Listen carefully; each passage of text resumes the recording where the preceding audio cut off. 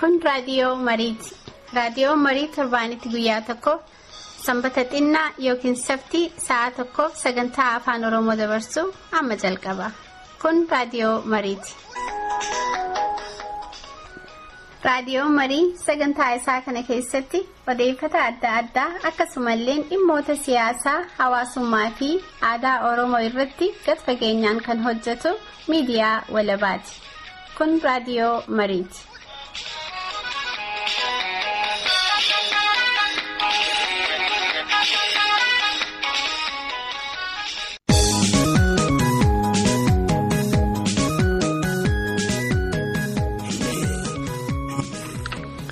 Dhaggeeffattoota keenya sagantaa keenya har'aa kana keessatti oduu xalaalee dhaggeeffattoota keenyaaf seenessa kitaabaa fudhannee dhiyaanneerra. Xalayaan dhaggeeffattoota keenya biraa nu gahan kunis sagantaa keenya darban irratti hundaa'ee kan dhiyaatan yoo ta'u isaan keessaa har'aaf kan nama lamaa dhiyeessina. Seenessa kitaabaa keessatti kitaabni nuti filanne kitaaba Gaadii jedhamuuf obbo Daraaraa Maatiin barreeffame bara 2005 maxxanfamee dubbisaaf dhiyaateedha. Har'atti kutaa tokkoffaasaa qabannee dhiyaanneerra. Sirboota warraaqsaaf bu'aarsaa akkasumas beeksisa qabna.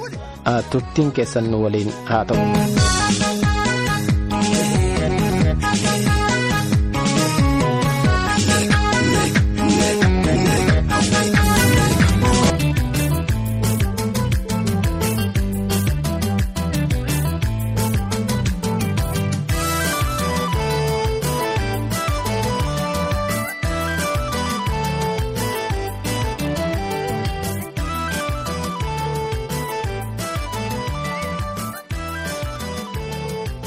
Dhaggeeffattoota keenya kanatti aansidee oduu sin dhageessifna. Manni murtii olaanaa harka mirgaa wayyaanee ta'e torban darbe kana keessa mormitootaaf gaazexeessitoota 24 irratti murtii dabarse. Namoota murtiin itti darbe 24 keessaa 8 seera jala kan jiran yeroo ta'u isaan kana keessaa gaazexeessaa Iskindir Naggaaf garee mormitootaa keessaa immoo Andu'aalem Araagee yeroo ta'an kanneen hafan 16 ammoo bakka isaan hin jirretti murtiin kan irratti kenname. Adabbiin jarreen kan irratti darbe hidhaa waggaa dheeraa umuriitiif hanga du'aan adabamuu gaha jedhu keessa beektonni. Haala wal fakkaataan baatiidhuma kana keessa hojjetaa UN kan ta'e nama Abdurrahimaan Sheek Hassan ragaa warra ONLF dabarsite jedhamee shororkeessummaan yakkamee hidhaa waggaa 10 adabameera. Gama biroon beektonni hayyoonniif sabboontonni Oromoo obbo Baqqalee Garbaa fi Olbaanii Lillisaa dabalate baay'inaan 20 ol ta'an mana hidhaa wayyaanee keessatti gidirfamaa jiraachuun hubatame. Keessaahu beektonni hayyoonniif sabboontonni Oromoo heddumminaa qaban kun kan mana hidhaa wayyaanee keessatti gidirfamaa jiran yakka hojjetanii osoo hin taane mirga saba ofiif dhugaaf dhaabbachuu isaanii qofaaf akkasumas sodaa mootummaan TPLF sochii uummata Oromoo irraa qabuun kan ka'edha jedhu keessa beektonni. Mootummaan wayyaanee anti-terror law yookiin seera shororkeessummaa to'achuu jedhu jala dhokachuun falammiif gaaffii uummatichi mirga isaaf kaasu itti ukkaamsuuf akka ta'utti sagalee uummatichaa kan ta'e miidiyaa walaba cufaa gaazexeessitoota hidhaa akkasumas adabbii baasii maallaqaa daangaa hin qabneef du'aan adabuun uummaticha sagalee dhorkataa jira jedhu. Kunis umurii aangoo TPLF dheeressuu qofaaf. Haa ta'u garuu hacuuccaan hammaachuun ammoo mormii uummataa haalaan jabeesse malee furmaata ta'aa hin jiru jedhu. Kanaaf wal qabatee mormii uummataa duraan ture amma daraan hammaataa dhufetti dabalamee sochiin qeerroon Oromoo fi falammiif gaaffii mirgaa hordoftoonni amantii Islaamaa kaasan mootummaa TPLF daraan sodaachiseera jedhu. Mootummaan TPLF furmaata godhatee kan ka'e maqaa gaazexeessitootaa fi mormitoota shororkeessummaan faaluuf seera jal'aan hidhaaf adabbii du'aaf isaan kaadhimuudha. akkuma beekamu mootummaan TPLF sagalee uummataa ukkaamsuu sochii godhaa jiruun baatiree muraasaan dura gaazexeessitoota dhalootaan Swiidin ta'an 2 kan Continental News Agencyf gabaasan Martin Shabiyeef Johan Persson Itoophiyaa keessatti waan qabamaniif hidhaa waggaa 11 adabee ture. Haaluma wal fakkaatuun gaazexeessitoota Raayit Alamuuf Bishetsaa Taayyee hidhaa waggaa 14 adabeera. Mootummaan TPLF dura anti-terror law labse amma dhiheenya kan ammoo kan fayyadamu interneetii kan akka voice over internet protocolif Skype daangessuu labse. Labsiin kun martuu sagalee uummataa ukkaamsuuf qabatama ittiin gaazexeessitootaaf mormitoota ittiin dhabamsiisanidha jedhu keessa beektonni. Ragaaleen karaa voice over internet protocolif Skype wal jijjiiran nageenya biyyattiitti gufaatii ta'a jechuun voice over internet protocolif Skype fayyadamuu gochaa nama yakkisiisan taasiseera mootummaan TPLF.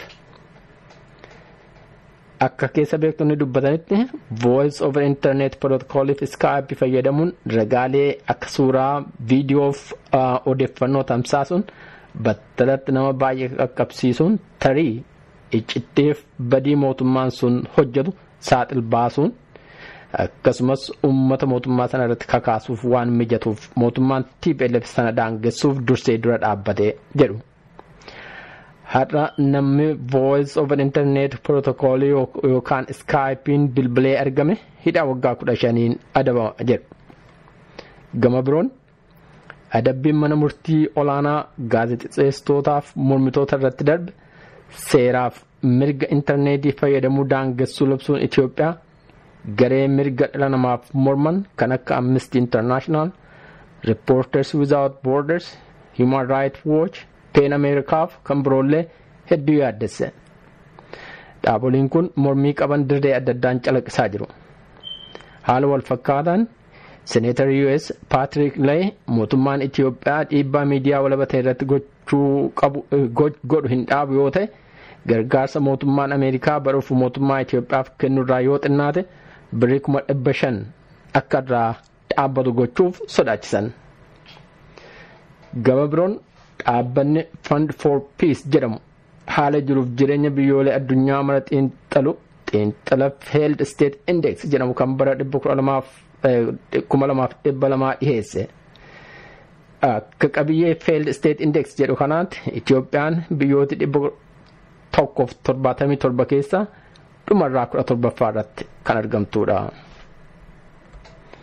Walumaa galatti ragaa qabatamaan Itoophiyaa keessatti haalli jiruuf jireenya uummatichaa kan dur caalaa gabbu'aa ta'uu isaaf akkasumas mirgi dhuunfaaf waloo kan dur caalaa daangeffamaa jiraachuu isaati. Garee obbo Mallasiif jaleessaaf qabeenya aangoo irratti aangoo dabalamaa jiraachuu isaati. Egaa dhugaa kana hubachuun humnaaf qabeenya Oromoo wal cina hiriirsuun mootummaa koloneeffataa kana dura dhaabbachuun dirqama duree kan humnoota qabsoo bilisummaa Oromoof socho'aniif kan uummata Oromoo maraati. Oduu keenya asuma irratti golobna.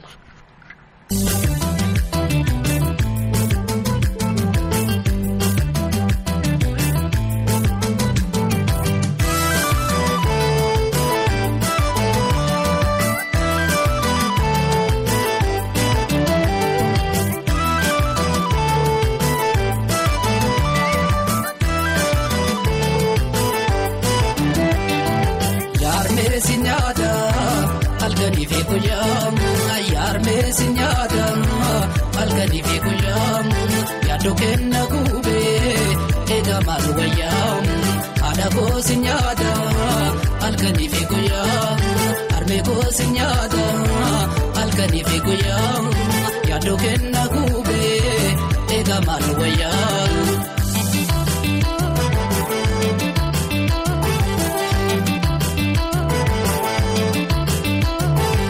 nyade do gozi kamananto yado kenna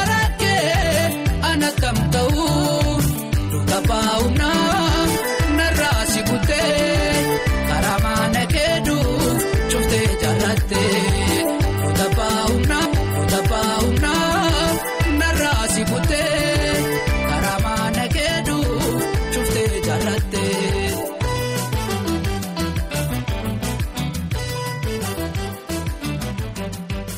dhaggeeffattoota keenya kanatti aansee ammoo gara xalaalee nu qaqqabanitti isin dabarsinaa turtiinsa gaarii.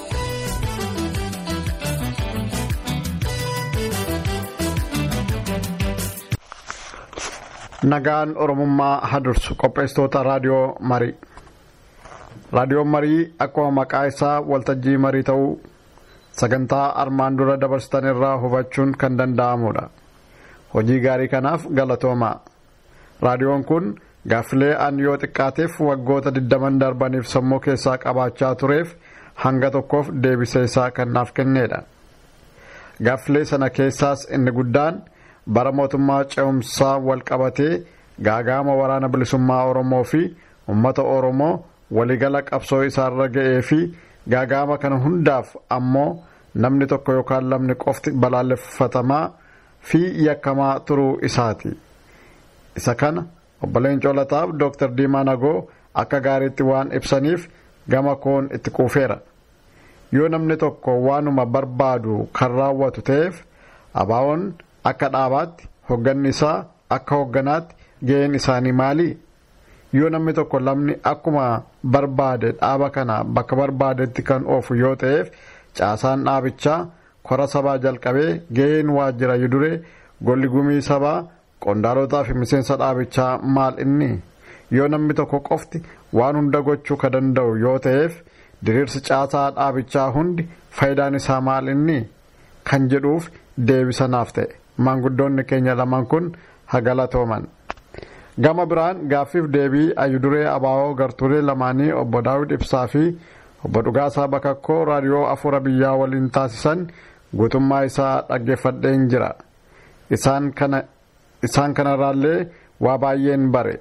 Obbo Dhugaasaan akkuma obbo Leencoo Lataatti dhimma bara ce'umsaa ilaalchisee galanni isaas ta'e gaafatamni isaa kan waloo ta'uu isaa yoo ibsan obbo Daawud garuu waan yeroo sana ta'e hunda gara nama tokko yookaan lama qofaatti dhiibanii namoota kaan qulqulluu kan fakkeessuu yaalan natti fakkaata. Akka isaan jedhanitti mootummaa ce'umsaa keessatti qooda fudhachuufis waraana mooraatti galchuufis mootummaa ce'umsaa keessaa ba'uufis itti dabalee araarri abaawoo deebisee tokkoomsuudhaaf ta'aa ture fashaluu isaaf kan isaan komatan yookaan quba itti qaban nama tokko yookaan lama. Kanaafuu akkuma waadaa galtanitti yeroo obbo Daawidiin haasofsiistan gaaffilee koo kana naa gaafadhaa. Hojii gaariitti jirtan kanaafis galatoomaan jedhaa. An bor ifaadha. Nagaa wajjin.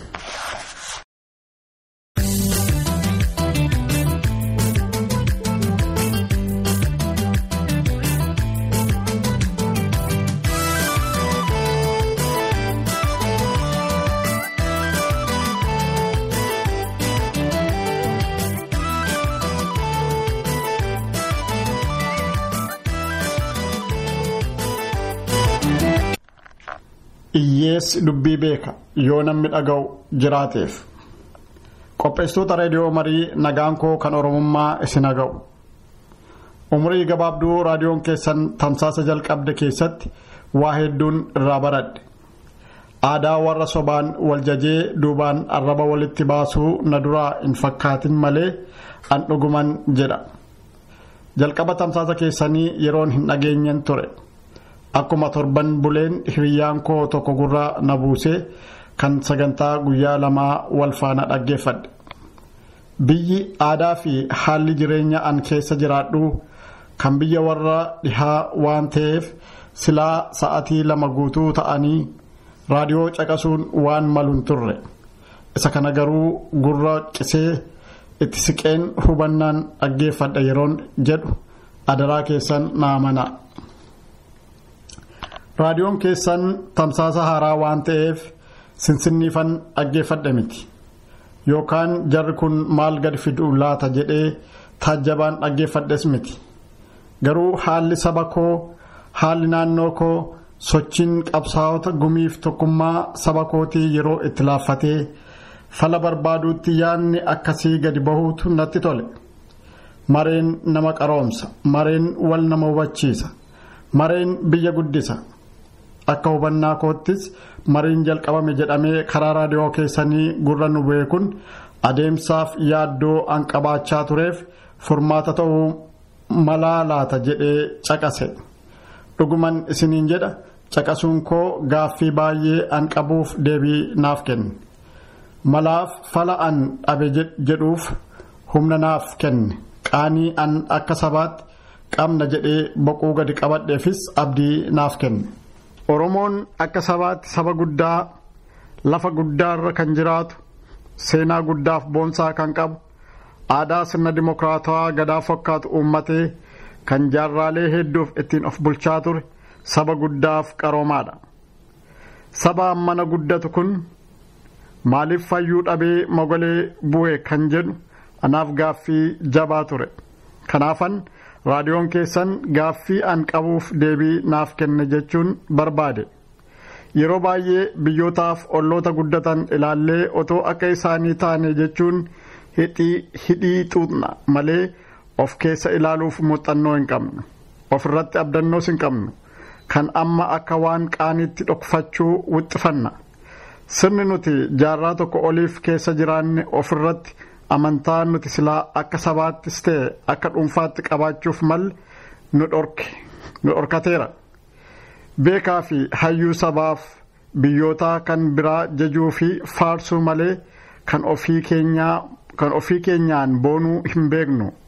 Ittiin boonuun hafnaan hayyuun akka nu keessaa biqiluyyuu itti hin amannu ta'a. Kun sirnicha irratti waan maddeef of ilaaluu qabna. Beekaan Oromoo yeroo alagaaf hojjetee badhaasa guddaa badhaafamu arginees dhageenyees ni beekna. Jagni Oromoo loltuu jabaa tahee maqaa ittisa biyyaatiin biyya keessatti dhalannee tiksaa akka turee fi ammallee jiru waan ifaadha. Ammoo gara mataa ofii keenyaatti gaafa dhufnu takkaa hayyuun beekaanis ta'e jagni waan nu keessaa biqilee nuuf hayyuu tahuu danda'u nutti fakkaatee hin amannu. Karaa biraatiin namni lolee hundi jagna kan barate hundi hayyuu akka ta'etti ilaallee bakka silaa waliif kennuu mallu wal dhorkachuun amala fokkisaa warra alagaa irraa dhaalle waan ta'eef galchuufii qabna. Angama koon hayyoota qabnu irratti amantiin qofaan qaba. Keessaahuu hayyoota isin tamsaasa keessaniif filattan hedduun itti gammade. Dubbiin afaan isaanii keessaa bahus kan summii hin qabne garuu ogummaan kan guute ta'uun hubadhe. Jarreen kun kanneen biroos baroota 40 darban bara dargaggummaa isaanii bara hojjetanii itti jiraatan bara qabeenyaaf qe'ee itti horatan hunda qabsoo saba isaaniif wareeguun kan dhuguma nu boonsuudha. Kun anaan na boonsa. Sabni Oromoo hayyoota akkasii kumaatamaan qabaachuu otoo danda'u humna buusii diinaatiin walirratti duullee beekaa keenya wallaalaa gochuun qaroo keenya doomsuun ilmi Oromoo tokko an hayyuudha an jabaadha jedhee ofirratti amantaan akka as hin baane gochuun ana baay'ee na gaddisiisa. Kan namni namaan jedhu irraa kan abbaan ofiin jedhutu caala jedhu mitiire. Gama kaaniin ammoo diinniyyuu otoo jabaa fi hayyuu hin qabnu ta'ee akkas nutti duulee walitti nu hin duulchisu jedheen of jajjabeessa. Dhugaadhaas. Yaa obboloota koo gaaffii fi deebiin keessan hayyoota waliin gootan irraa guddaan isaa baroota chaartera mootummaa Itoophiyaa waliin seename irratti kan xiyyeeffateedha. An bara sana akka gaariittan yaadadha. Haala chaarterri sun ittiidhaan seenamee fi keessaa ba'ame ilaalchisee hamma gurri nu dhukkubutti dhagahaa turre. Hoggana itti gaafatama qabaachaa turee fi namoota dhimmi isaa ilaalu hundi waggootii 20 darbaniif kanuma nutti himu. Otuu jechaa hidhii xuuxaa jiraanna malee kan darbe irratti maal baranne har'a maal keessa jirra kan kaleessaa irraa barannee fi kan har'a keessa jirru irraa garamitti tarkaanfanna kan jedhu hedduu miti. Dubbii fi gaaffii namoota keessaa bubbulan qulqulleeffachuuf waan darbe kaasuun hin badu. Garuu mata duree dubbii godhachuun hedduu natti hin tolu. Kun yaada mataa koo qofa.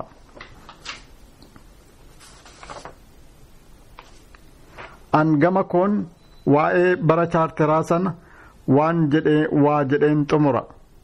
Abaa'oon bara 1991 chaartera seenuun bu'aas ta'e miidhaa qaba ture. Miidhaa isaa irra ammoo bu'aa inni buuse irra guddaa akka ta'e afaan guuteen dubbadha. Injifannooleen har'a argannees ta'e bu'uurri jijjiiramaa saba keenyaa kan hundeeffame bara sana. Kan biraa hafnaan anaaf isinuu kan salphaatti wal barre bara sana. Barri sun bara Oromoon itti wal bare, bara akka saba guddaa ta'e itti mirkaneeffate, bara yeroo jalqabaaf Oromoon akka Oromootti waliin boone ture. Waan bu'aa hamma kana itti argame ammoo kasaaraaf wareegama qabaachuun waanuma beekamu. Otoo akka hawwii keenya ta'ee otoo namni tokkoyyuu itti hin miidhamin bu'aalee amma jedhaman kana hunda argachuun waanuma jaallatamuudha. Ammoo kun waan biyya lafaatti hin taane ta'uus kan hin dandeenye beekuun dirqiidha. Akka kootti bu'aan argame guddaa ture. Wareegamniif gaaga'amni akka malee ta'e ni jira ture eeyyeen. Wareegama kana xiqqeessuun ni danda'ama ture eeyyeen. Dogoggorri tahee ture eeyyeen. Dogoggorri godhame kun addunyaa irratti isa jalqabaati lakki, isa dhumaati lakki, kun waan jiru, waan ta'uu danda'u, waan fuula durattis ta'uu malu eeyyeen. Bu'aan argameera. Afaan Oromoo biyyoolessa irra darbee addunyaatti beekameera. Sabni Oromoo biyya sana keessatti saba guddaa fi humna sodaachisaa ta'uun beekameera. Egaa injifannoolee fi bu'aalee argaman kanaan boonuu irra gaaffiin miidhaa fi attamiin akka chaartera keessaa akka ba'ame qotuuf yaalamuun maaliif akka ta'e anaaf hedduu ifa miti. Maaliif yoo jettan waan waggaa 20 darbe qorannee otoo itti wal tumnu kan waggoota 20 itti deemnu yaaduu fi qophaa'uu nu darba. Amma gaaffiin Oromoon wal gaafachuus ta'e of gaafachuu qabu waan egeree boriiti. Waggaa 20 har'aa eessa turre qofaa otoo hin taane waggaa 20 dhufan hireen keenya maal ta'uu qaba jechuun waan dhaloota haaraa dhalchiisuu irratti hojjechuudha. Wanneen kun maali? Attamiin eenyuun hojjeta? Kan waliin maree gochuudha. Addunyaan bakka waggaa 40 fi 30 yookaan har'aa hin jirtu. Waggootii 5 darban keessa, waggootii 2 darban keessa, baatii muraasa darban keessa jijjiiramni addunyaa keessatti tahee jiru ni agarra. Hamma addunyaan jijjiiramaa deemtu kana keessa jiraannuttis ammoo walumaan jijjiiramaa deemuun dirqama. Wanti hin jijjiiramne yoo jiraate dhagaadha. Dhagaayyuu cabsanii, soofanii, qirixanii, bareechanii jijjiiru warri ogummaa isaa qaban. Waan qusatan hin badu jette jaartiin durbummaan hafte jedhu. Otuma isheen gaarummaa fi eegduu hiriyoonni ishee horanii wal horanii baay'atan booda otoon waan warri koo naan jedhan dhageete anis akkuma hiriyoota koo kanan dhalee badhaadha miti jette jedhama erga dubbiin darbe. Bakka geeddaruun hin danda'amne maal godhu. Kanaaf otoo yeroon jiru, otoo hayyuu qabnu, otoo carraa qabnu hayyoota keenya dhageenye adeemsa keenya sirreessinee Oromoo humneessuun qooda dhaloota ammaati. Fuula duratti gaaffiif deebii isin hayyoota arfan waliin gootan xiinxalee akka dhala Oromoo waa'een Oromummaa isa dhufu tokkotti yaada isiniif kennuuf nan carraaqa.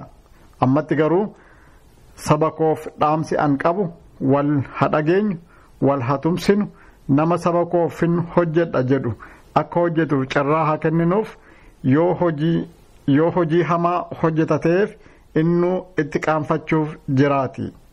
Akka waan loon yookaan horii gurgurtaa taane abalu nu gurguruuf jedha jennee maqaa of hin balleessinu. Eenyuutu eenyuun gurgura? Eenyuutus eenyuun gurgurama? Warra raadiyoo mariif dhaamsi koo aadaa biyya Itoophiyaa keessatti guddanne keessatti warruma olitti abbootii aangootu dubbata malee uummanni sagalee hin qabu. Uummanni gaafuma fakkeessuu fi barbaadamu gadi bahanii na fili jedhama malee yaadni isaa fudhatamees maree godhamees hin beeku. Kanaafuu warruma aangoo qabutu dubbata. Qoonni sabaa dhaggeeffachuu fi waanuma godhi jedhame gochuu qofa. Sun asitti ta'uu hin qabu. Maqumti raadiyoo keessaniyyuu raadiyoo mariiti mitire. Mariin ammoo maree sabaati. Maree gurmuuti. Hayyuu qofti dubbatee mareen maree hin ta'u. Maree dhugaa akka ta'uuf yaaddoo gaaffii fi maree uummataas ni barbaachisa. Waan hayyoonni uummataan jedhan qofa miti. Waan uummanni hayyootaan jedhanis beekuudha. Maaliif yoo jettan abbaan dhimmaa abbaan biyyaa uummaticha waan ta'eef. Kanaaf maree keessaniin uummatas gaafadhaa. Inni beekaanis haa dubbatu. Inni wallaalaanis haa dubbatu. Inni sooressis haa dubbatu. Inni hiyyeessis haa dubbatu. Hunduu haa dubbatu. Hunduu waa'ee saba isaa, waa'ee biyya isaa haa dubbatu. Waa'ee qabsoo isaas, waa'ee egeree biyya isaa. Yaadni hiyyeessa hin qabu. Hiyyeessi dubbii beeka yookaan dhaggeeffatu qabaateef jedhama mitiire. Na of galchaa ijeerraa na hambisaa abbaa dhimmaa.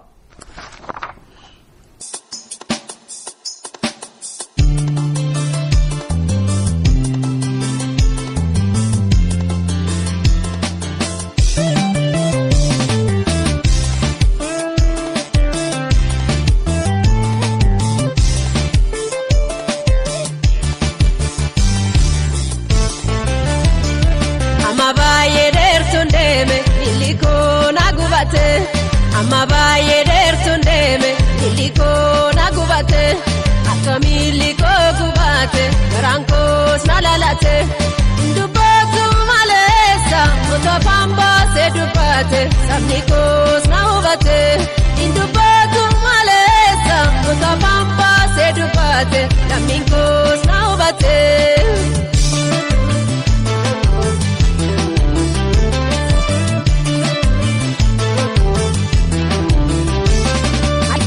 Guyyaan deemaa jiruun koo hiraarama jiru daararaa kana maal jereen namaatti hima akka argeen nageenye akkasii kun boosoma ifama miidhama waa jireenya miti ararafama ifama miidhama waa jireenya miti ararafama amma baay'ee dheertuun deeme milikoo na gubate. Amma baay'ee dheertuun deeme milikoo na gubate akka milikoo gubate garaan koos na lalate dubbatu maleessa mutofaan baasee dubbate sabni koos na hubate dubbatu maleessa mutofaan baasee dubbate lammiin koos na hubate.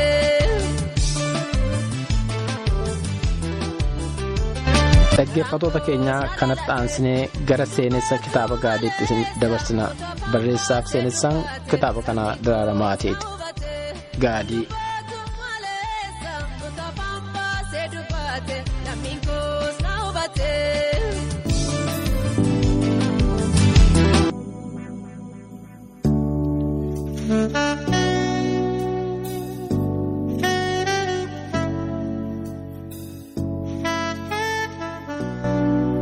Gaadi boqonnaa tokko. Kitilaan dheerina karaa deemee dhufee fi akka dadhabbii isaaf ji'attillee kan lafaa ka'ee deemu hin turre. Barruun miilla isaa guyyaa 7 guutuu awwaashiin qaxxaamuranii Finfinnee ga'anis boqonnaa malee lamuu deebi'anii kan lafa ejjatan hin fakkaatan ture. Garuu dirqamni inni fudhatee waadaa itti seenee dhufe kan isa boqochiisu waan hin turreef waa'ee dadhabbii yaaduuf yeroo hin arganne. Har'a Finfinnee erga ga'ee 7 isaati. 7 kana keessattis waa baay'ee raawwateera. Sichis baay'eetu isa hafa. Dirqama fudhatee dhufe keessaa falma Finfinnee keessatti gaggeessuuf deemaniif namoota bakka barbaadee bakka qophaa'etti sirreessuun hojii isaa keessaa isa duraati. Namoonni kunis kan of laatan bu'aan kan hin jijjiirre qilleensi kan hin raafne bubbeen kan hin bunne dhugaa hubatanii dhugaaf jecha kan hojjetan qorumsi dhiphinni gammachuuf gaddi argachuuf dhabuun injifachuuf injifatamuun ari'uuf baqachuun ajjeesuuf du'uun kufanii ka'uun kan isaan hin qorre dirqama laatameef qofa kan raawwatan ta'uu qabu. Namoota madaala kana guutan filuufis dhibba keessaa tokko barbaada. Tokko sana argachuufis eenyummaa nama dhibbaa qorachuu qaba jechuudha. Namoota 10 barbaada. Namoonni 10 kun hanga danda'ametti kan ol hin beeknee fi bakka tokko hin jiraanne ta'uu qabu. Kana qofaas miti. Galmee namoota 72 dhihaateefis tokko isaa qoratee dabarsuu qaba. Namoonni kunis kan ogummaa adda addaa qaban yoo ta'u isaan kana keessaa warra karaarra dhaabbatanii kadhatan kadhaa kanaan kan beekamanii fi dandeettiitti qaban dubartoota mana bunaa keessa hojjetan kan hojii kanatti muuxannoo qabanii fi dirqama itti kenname ba'uu danda'an warra saggoo rukutanii jiraatan hattoota beekamoo namoota nama walitti naquun kennaa isaanii ta'e hamattoota raada eegee dhiigaa ta'an sobdoota ogeessitoota fayyaa abbootii seeraa abukaatota seeraa walliftoota gaazexeessitoota shufeerota namnuu akka wal fakkaatuu fi bu'aa buusuu danda'utti ijaarsaaf dhihaataniiru. Kana hundas keessa ba'eera. Kan biraan mootummicha keessatti ijaaramanii kan jiran ministeera beeksisaa, ministeera ittisa biyyaa, humna qilleensaa, dameetikaa, komishineera poolisii irraas akkaataa diriirsa caasaa basaasota mootummichaa kan ibsu gabaasa dameelee jiran hunda irraa dhihaate isa ga'ee hunda ilaalee bakka barbaachisutti dabarseera. Karaa kaaniinis dhimma namoota 27 kanneen abaa'oo waliin turanii erga dhaabichi mootummaa ce'umsaa keessaa ba'ee qabsootti fuula deeffatee booda garuu warra wayyaaneetti galanii kaan badii geessisaa turanii fi jiran irratti tarkaanfii akka fudhatamuuf gochaa isaanii wajjin galmee dhihaateefidha. Dhimmi kunis lubbuu wajjin kan wal qabatee jiru waan ta'eef of eeggannoo guddaan ilaalee yaada murtii waliin dabarsuu qaba. Galmee namoota 72 dhihaatan sana keessaas namoonni 15 leenjii addaaf gara dirreetti kan ergamuu qaban yoo ta'u isaan keessaa 6 dubartoota mana bunaa keessa hojjetanidha. Namootiin 6 kunis dirqama addaaf waan qophaa'aniif daandiin dhimma kana fudhatee ofiidhuma isaan jalqabaa haga xumuraatti akka faana bu'ee hojiirra oolchuuf itti ramadame. Daandiinis dirqama itti kenname kana fiixa baasuuf halkaniif guyyaa irratti hojjechuu jalqabe. Amma arfan isaanii argee karaarra buuseera. 2tu isa hafa. Raahel Damballaashii fi Illanii kanneen jedhaman. Keessumaa waa'een Raahel Damballaash baay'ee sammuu isaa nyaate. Galmee seenaa ishee ibsu keessatti suurri mudhii ol inni arguu fi maqaa fi seenichi waliin fudhatu. Suurichi akka gaariitti beeka. Garuu maqaa fi seenaa dubartii kanaa barreeffamee jiru immoo faallaa isaati. Namoonni waa'ee seenaa dubartii kanaa barreessanis kanuma mirkaneessan. Garuu bakka isheen turte malee amma bakka isheen jirtu waaqa malee namni beeku hin jiru. Waa'ee ishee yaade. Sammuun isaa waggaa murtaa'e duuba deebi'ee dubbii maree dhaaba dhabe. Yeroon kanaan dura wajjin dabarsan kaleessa fakkaatee fuula isaa dura dhufe. Raahel Damballaashiin arguu qaba. Qalbii isaafis ta'e hojii isaaf baay'ee barbaachistuudha. Bubbula keessa oduu wayii dhaga'e. Ileeniin Adaamaa akka jirtuu fi waa'ee Raahel Damballaashiin odeeffannaa wayii akka qabdu dandeessu hubate. Yeroo hin balleessine guyyuma sana galgala gara Adaamaatti gugate. Isa achi ga'es osoo yeroo hin balleessin qaama dhiqatee uffata isaa jijjiirratee nama addaa fakkaatee gara hootela Adaamaa jedhamutti karaarra bu'e. Guyyaan isaa jimaata waan tureefis hootelichi akkuma jimaata kaanii har'as namootaan guutameera. Akkuma ol seeneen lubbuun isaa waan ba'uuf geesse itti fakkaate. Sagaleen burcuqqoo fi qaruuraa, iyyi meeshaa muuziqaa, dhiibboof sardamni uummatichaa fooliin dhugaatii aarri tamboof qaayii dubartootaa dafqaa wajjin walitti hidhaamee galma mana bunaa sana addunyaa biraa fakkeesseera. Qilleensi ho'aa manichaa keessaa ba'us isa ol seenuu akka arraba ibiddaa fagootti kan reebu yoo ta'u warra manicha keessa jiran waliin garuu kan wal fudhate fakkaata. Humni dhugaatii maallaan jedhu kan dhorke yookaan beekaa mul'achuuf gochaa dubartoonni tokko godhan daandii faaraa yoo hin taanillee ija isaarraa buqqisuuf garuu yeroo itti fudhate. Bakka teessu barbaadda sagalee jedhu dhagee ofirra mil'ate. Dubartoota hoteela sana keessa hojjetan keessaa tokko turte. Eeyyeen jedhe bakka isheen itti agarsiifte dhaqee taa'e. Biiraa qaruuraa lamas walirratti dabarse. Inni barcumarra haa taa'uyyuu malee iji isaa garuu yeroo tokko illee gad hin teenye. Manicha keessa asiif achi deddeebi'a.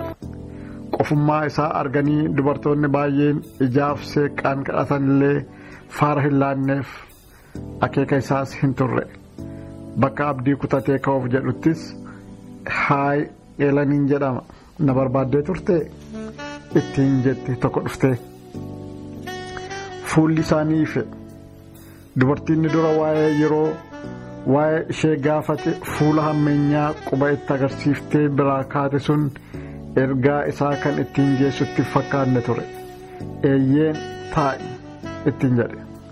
Erga nagaa gaafateen booda barcuma bitattee itti sixxee teesse. Beeniyaamin jedhama. Kanan jiraadhu Finfinnee yoo ta'u yeroo baay'ee yeroon magaalaa kana dhufu mana kana hin ga'in deebi'u. Garuu baay'inaan namoota wajjin waan si arguuf carraa argadhee si wajjin haasa'uuf hin milkoofnen ture. Jedhee soba isaa of keessatti qabaa erga itti himeen booda waan isheen dhugdu ajajeef. Angaruu waanan si argee beeku natti hin fakkaatu. Garuu ammoo maamiltoota baay'ee waan qabnuuf namoota adda baasuun na rakkisa jettee dhugaatii dhiyaatee fuutee unatte. Yaada wal dabarsannaa gabaabaa booda waan waliigalaa dhufan itti fakkaate. Garuu gidduutti isa harka ishee ilaallatte. Baallama si jajjarsu qabda moo maaf sa'a ilaalla? Ittiin jedhee sagantaa biraa akka isheen hin qabne akka hubateen maarree galgala kana yoo wajjin dabarsine maal sitti fakkaata? Ittiin jedhee osoo afaanii hin xumurin qarshii 50 naaf kafaltaa? Miidhagduu akka kee fi qarshii 50 ni xiqqaata jedhee abbaa 100 dachaasee harka ishee keessa kaa'e. Yeroo tokko qofaa mil'attee dachaaftee boorsaa ishee keessa kaawwatte. Illeenin dhugaanuu bareedduudha. Innis dhugaa isaa ittiin jedhe. Daandiin yeroo baay'ee ulaagaa inni filannaa dubartii ittiin ilaalu guntuutaaf sarbaa isaanii. Dubartiin harma guddannee fi mudhii gadi hin bal'anne filmaata isaa keessa seente. Illeenin garuu miidhaginatti dabaltee kana hunda waan guutuuf fedha foonsaaf kan ishee barbaadaa jiru yoo hin taanillee miidhagina ishee garuu dhugaa ba'uuf irraa of hin qusanne. Erga dhuftee bira teessee baay'ee hin dhugne yoo taatellee iji ishee garuu diddiimachuu jalqabeera. Daandiinis ija lafa jalaan mil'atee ilaala. Maal miidhaginni akkasii jedha garaa isaatti. Waa'een uumaa waaqaa kun isa danqe. Akkas tolchee bareechee uumee bakka hin taanetti immoo ishee ilaala. Qamisii gabaabaa sarbaa ishee mul'isu uffatteetti. Qomiin ishee gararraa uffattees guntuta harma ishee dhaabee ifatti saaxileera. Yeroo tokko tokkos ta'e jettee luka ishee gargar saaquun isa qorte. Daandiin ilaalaa turiinsarraan osoo hin yaadin garaan isaa hammeenya yaade. Xaba siree keessaa wajjin hawwe. Harma gurguddaa dirra babal'aa kana sukkuumuuf qalbiin isaa yaade. Ol jedhee ija ishee keessa ilaale. Ni seeqxeef. Machiin irra marseera. Ni aare. Haala machii kanaanis waa tokkollee hojjechuu akka hin dandeenye waan bareef akka isheen caalaatti machooftee dhugduuf dhugaatii gosa adda addaa wal makee obaase. ofiis ni dhuge. Illeenin eessa akka bulte hin beektu. Isheen riba ishee keessaa dammaqxe. Harka ishee bitaaf mirgaa tuttuqxee ilaalte. Nama of biraa yoo dhabdus ciisarraa ol hiixattee nama soofaarra rafaa jiru agartee baay'ee dhibamte. Amma eessa akka jirtuuf akkamitti akka dhuftes yaadatte. Garuu namni kun horii hanga kana naaf laatee maaf ammoo na wajjin buluu dhiisee muka gogaarra bulaa? Sammuu ishee tuqe. Dammaquu isaa akka hubatteenis nagaa bulteellee osoo hin gaafatin maaf akka inni ishee wajjin buluu dhiise gaafatte. Oo dammaqxeettaay akkam bulte dhiifama isa edaaf anumaan iyyuu baay'ee na dhibaa jira. Dhugaatiitu akkas nu godhe. Baay'een gadda. Deebii hin laanneef calluma jettee ilaalte. Ammoo kan ittiin jettutti fakkaate. Dhaqee bira ciise. Osoo ciree nyaachaa jiraniis haasaa keessa bira qabee waa'ee Raahel itti kaase. Eessatti akka isheen argamtus yoo beekti ta'eef bira qabee gaafate. Garuu battaluma sanatti fuulli ishee jijjiiramuu argee dogoggoran dubbadhee laata jedhee yaade. Poolisiidhaati. Gaaffiin yaadne ture. Akka poolisii hin taanee fi firummaaf akka barbaadaa jiru itti hime. Suuta laphee ishee keessa seene. Battalumattis haasicha jijjiiree waa'ee isheetti deebi'e. Waggaa meeqa taataa? Yeroo tokko mil'attee ilaaltee 24 ittiin jette. Innis kanaa olitti hin tilmaamne ture. Akkuma yeroo darbe warra kaaniin jechaa ture isheefis gaaffii wal fakkaataa dhiheesseef. Bifa kana fakkaatu baattee umurii kanaan maaf hojii akkasitti of murteessite? Deebii ishee hin eegne. Kan gaddeef of fakkeessee waa'ee isheef yaada qabu karaa biraa itti hime. Hojii biraa arguu fi akka danda'u gurra buuse. Baay'ee gammadde. Seenaa jireenya ishee fi abjuu ishee fuula duraas tokko lamaan himteef. Guyyuma sana Finfinnee wajjin deemuuf murteessite. Itti fuftee waa'ee Raahel Dammallaashii dhaabdee turteetti deebise.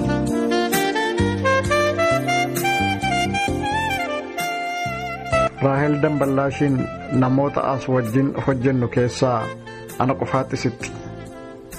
Walitti siqeenya qabna kan hin siin jedhusi namoonni kaan wajjin hariiroo isheen qabdu kan koo wajjin wal bira qabee ilaaluun malee qunnamtiin keenya jabaadha jechuu hin danda'u. Waa'een ishee baay'ee na dhiba. Atis beeka waan naan jettee fi miidhaginaa fi amalli ishee kana siin hin jedhu. Mana kana baay'inaan kan dhufanii qondaalota waraanaa, abbootii taayitaa fi namootuma wal fakkaatanidha. Baay'een isaaniis ishee irratti ture yeroo baay'ee kan maraatan. Isheen garuu akka dubartoota mana bunaa kamiyyuu miti. Madaala maaliin dhiiraa wajjin akka isheen baatu namni beeku hin jiru. Jireenyi ishee hundi icciitiin kan guutame awwaalcha cufaadha. Haala kanaanis osoo jirruu ji'a 6 dura koloneera tokko wajjin buluuf baate. Garuu koloneerichi ganama rasaasaa rukutamee du'aa isaatu argame. Raahel Dammallaashii sana booda lafti baqaqee ishee liqimsu, samiin gadi dhihaatee ol ishee fudhatu haga ammaatti as buute ishee hin baramne. Poolisiinis dhalaa fidaa jedhee gidiraa keenya nu agarsiisaa turan. Waa'ee ishee waan beektan dubbadhaa jedhanii nu gidirsan. Ammallee hin dhaabbanne. Kan baay'ee si dhibu ammoo hojjettuu mana kanaa miti. Akkuma dubartoota dhiiraa barbaaduu dhufanii kamiyyuu guyyaa sanbataa qofaadha kan dhuftu. Isumayyuu halkan waan ta'eef guyyaa namni arge hin jiru. Ibsaan mana kanaa ammoo halluu adda addaa kan guute waan ta'eef mana sana keessatti bifa namaa adda baasuun baay'ee rakkisaadha. Ji'a lama as deddeebite keessaa Raahel ishee kana jedhee namni bifa ishee adda baasee kan beeku baay'een jira natti hin fakkaatu.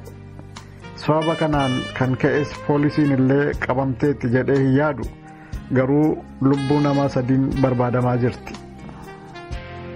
Daandiin baay'ee gadde.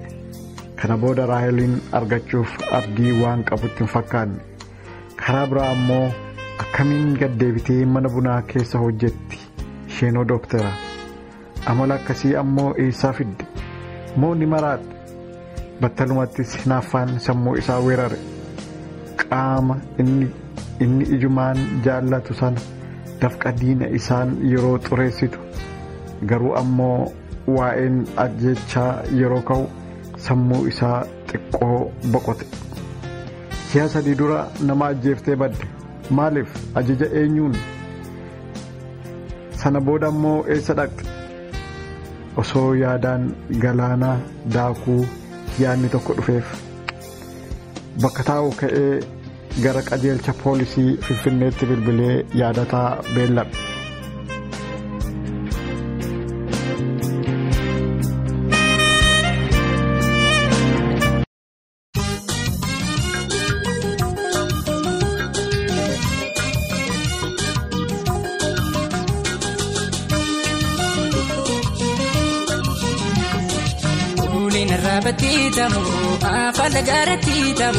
Afala garatti wal argana taatu damu baali rubeeratti somni waan fayyadu damu nalleessa sobini baay'ee seeqa damu olta hin bulini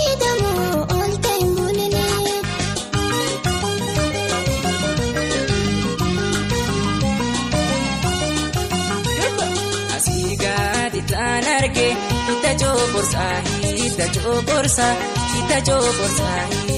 jokorsa nasika walii galle warra hoo eenyutu nurraa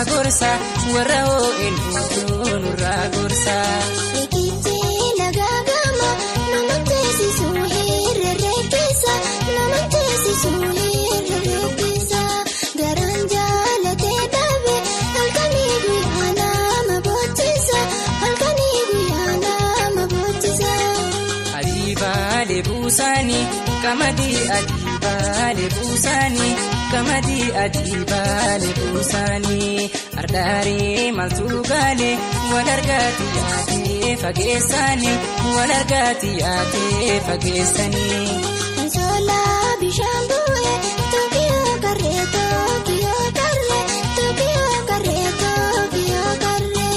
alaalaan asoosofta yooma dhiira kennee wal hubanne.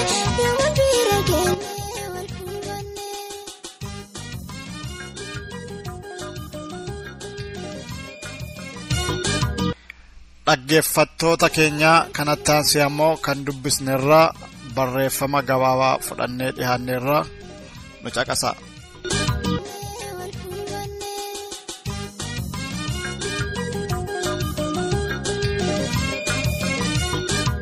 Miidhaa saba keerra gahaa jiru dura dhaabbachuuf sochii uummataa finiinsa. Akkuma beekamu sabni Oromoo erga waanjoo gabrummaa jalatti kufee kaasee gabrummaa kana ofirraa kaasuudhaaf wareegama qaqqaalii kaffalaa jira.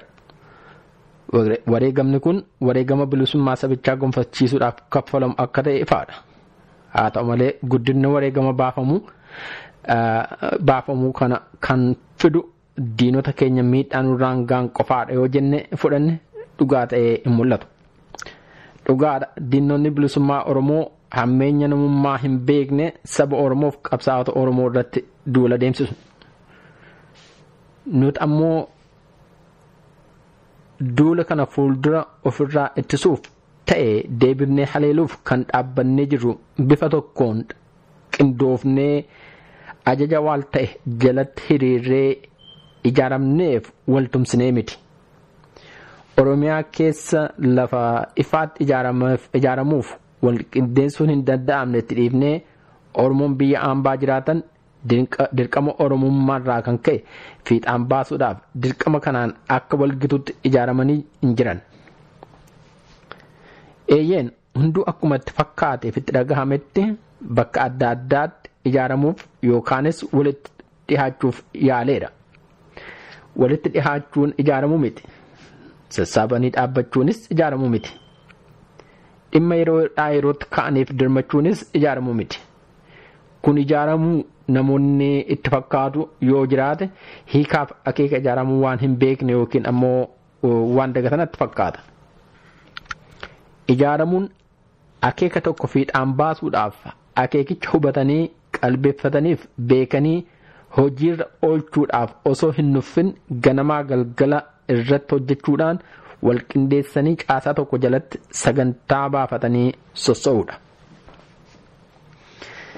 Yoo sabni keenya wareegama inni baasaa jiru firii akka godhatuuf dhugaatti kan feenu ta'e jaarmaa hin qabnu hooggana hin qabnu jedhanii yeroo wawwaatan bira Oromoon hunduu darbuutu irra jira.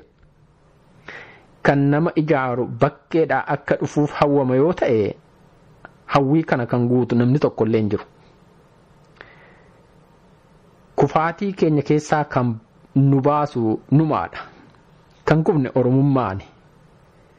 Kan kaanuuf kan bilisummaa gonfannus Oromummaa qofaani.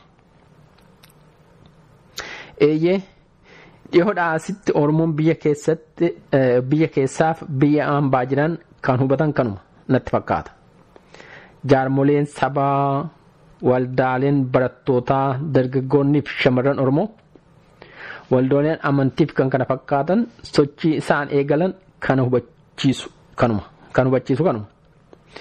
Sochiin eegalame kun ammallee qindoomina waan hin qabneef hojiin sochii uummataa yookiin civic movement qindeessuu kun ammoo Oromoo bilisummaa Oromootiif dhaabbanna jedhuuf jaarmolee bilisummaa Oromootiif dhaabbatan hundarraa eegamudha.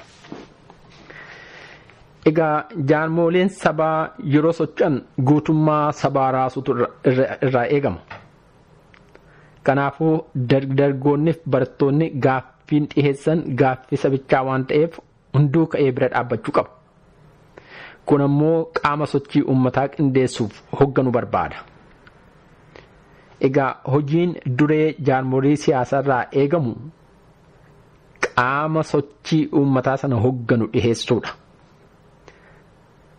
Gama biroon hawaasni Oromoo biyyoota hambaa keessa jiraatan baroota dheeraa keessatti qindaa'anii osoo of hin ijaarin garuu qabsoo uummanni Oromoo geggeessaa jiruuf karaa dippiloomaasii fi dinagdee bu'aa inni godhe xiqqaa miti. Haa ta'u wanti irraa eegamuuf wanti gochuu danda'an waliin qabnee yoo ilaalle ammam akka xiqqaa ta'e warra madaalaniif haa dhiifnu. Kanaaf Oromoo hundaaf akka fakkeenya ta'uuf Oromoonni biyya hambaa jiran haalli isaas waan mijataa ta'eef bakka jiran maratti jireenya hawaasummaa jabeessuudhaaf Oromummaan cimee hundeen Oromummaa jabaachaa akka deemu gochuudhaaf akkaataa itti ijaaramuun irra jiru irratti irra deddeebi'anii ilaaluudhaan diddiirama barbaachisu gochaa sochii uummataa yookiin civic movementii finiinsuu qaban. Eeyyeen sochiin uummataa yookiin civic movementiin qindaa'ee sagantaa baafatee hojjechuu danda'uu ijaaruun karaa dippiloomaasii dinagdee fi bu'aa Oromoon biyya hambaa qabsoo bilisummaa Oromoof godhu ibsee yeroos mul'isa. Gabaa baay'ee lakkaa'uu ni dandeenya. Garuu firiin dubbii keenyaa haala amma keessa jirru kana geeddaruuf karaa maraa uummanni Oromoo ijaaramee akka socho'u gochuu qabna. Oromoon harka wal qabatee wal bira dhaabbachuuf murteessee wal ijaaruun tarkaanfii isaa duraa ta'uu isaa hubachuudhaan lafa uummanni keenya ijaarame hin jirretti akka mijaa'etti akka of ijaaru warri ijaaramanii jiran akka itti ciman jaarmoleen hawaasaa sochii uummataa geggeessan ammoo hojii qindaa'e akka hojjechuu danda'anitti hoogganoonni isaanii akka wal qindeessanii socho'an gargaaruutu jaarmolee siyaasaa hundarraa eegama. Egaa bilisummaa afaan qawweetiin dhabne afaan qawweetii qofaan arganna jedhanii kan dhiisan miti. Haalli addunyaan amma tana keessa jirtu kan nu hubachiisus sochiin uummataa iddoo inni qabu guddachaa dhufuu isaati. Kanaafuu diina fuuldura dhaabbachuun qawweedhaan ofirraa ittisuun kan madaalu ummanni bakka jiruu ka'ee diddaa gabrummaaf qabu akka agarsiisuuf ummaticha bifa adda addaatiin akka inni of ijaaru gargaaruuf sochii godhu qindeessuudhaaf humnoonni jiran hundi akka wal hubataniif wal faana socho'an gochuun Oromoo bilisummaa Oromoof dhaabbatan hundarraa eegama. Maddi daandii bilisummaa unkaa tokko lakkoofsa tokko bara 2004.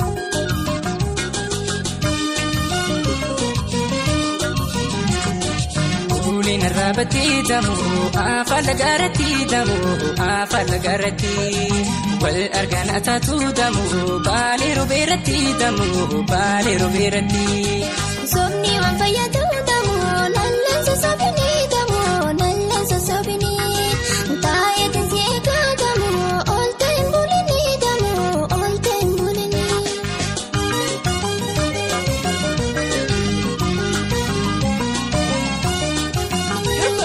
Shangali halaya tuhani dumu jali samale tuhani dumu jali samale buluya ligindumu obsani tuma jali samale obsani tuma jali samale wala wali ya bute balahamana balahamana balahamana balahamana gadalla mandebitu bakiti hartata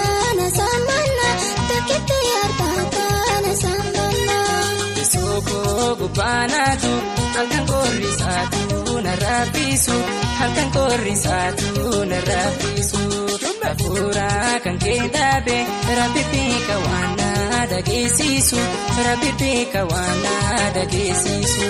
Walaa waaliyaa bubbe balahamana balahamana balahamana balahamana gadalla mandeebitu tokkitti harkaataana saamana tokkitti harkaataana saamana.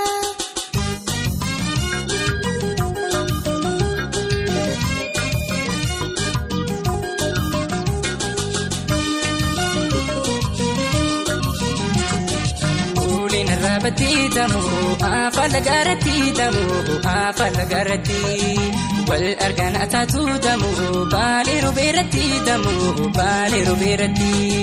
Somni waan fayyadu damu nalleen sossobini.